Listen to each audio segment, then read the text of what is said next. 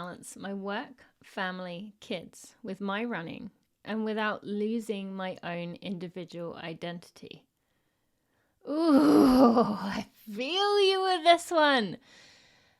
Like, don't think I want to give an answer, but I don't think there is an answer for balance.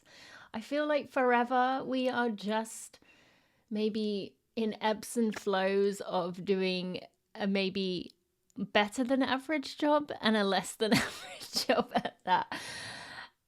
But I think that is how it's going to be. I mean, kids especially, it's a challenge. You never know what you're going to get. Some days I open the door to my daughter's room in the morning and she's like, "Hello, mummy." And other days she's like, "Mm." And I know from that moment, I'm in for a great morning or I'm in for a challenging morning. And that is kind of how life is, right? Sometimes we are able to navigate it. You know, when you say just the right thing, you say just the right response.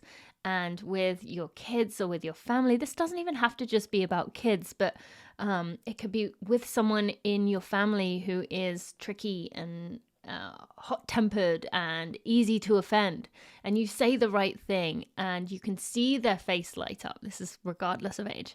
And you think, yes, that was the right thing to say. And then there are other times when you just don't get it quite as right.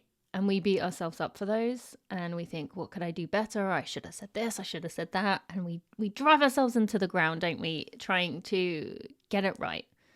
But the reality is life is messy. Have you ever seen that meme where it's like, it's a picture, it's like someone's drawn a squiggle and it's kind of like all over the place, just squiggling around. And it says like, this is what people think success looks like. And it's got like a straight line with maybe one loop-de-loop.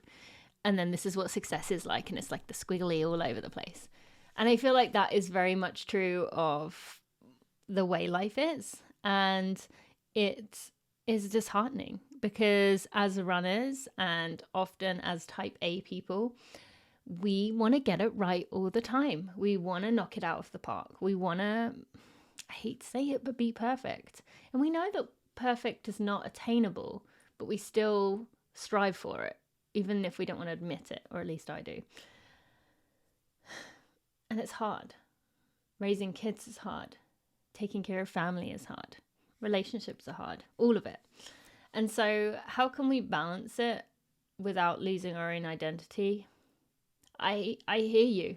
Right now, as of recording this, I intended to go out for a run today, but I think I've decided I'm just not going to.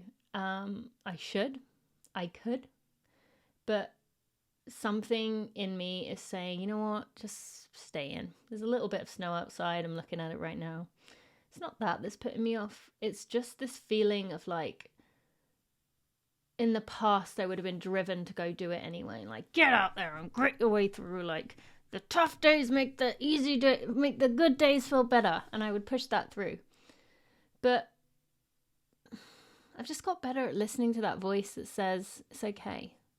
And so with my running, I do it when it feels right. I do it when I want to. Most of the time.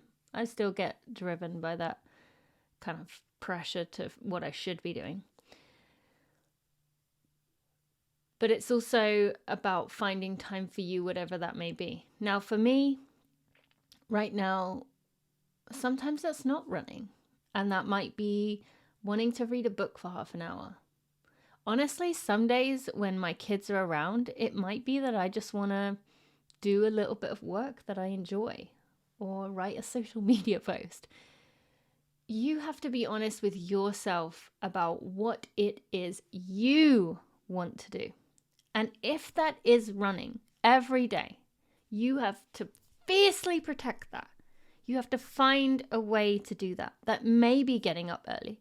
That may be asking a spouse or a partner if you can go out for a run. Even if that brings on guilt of it's Saturday and we should be together and I want to make the most of this time because everyone tells me it flies by so fast. You are going to be a better parent if you are taking care of yourself. So if that means you doing a race and you're gone for 3 hours instead of 1, ask for it, do it. But also on the other side of things, if you feel like running is something you've always known and it's a big part of you, but there's still that kind of, like I just said with me today, there's that like, oh, do I really want to go out for a run? It's okay for that not to be it, to choose something else instead, to watch a Netflix show and not feel guilt about it.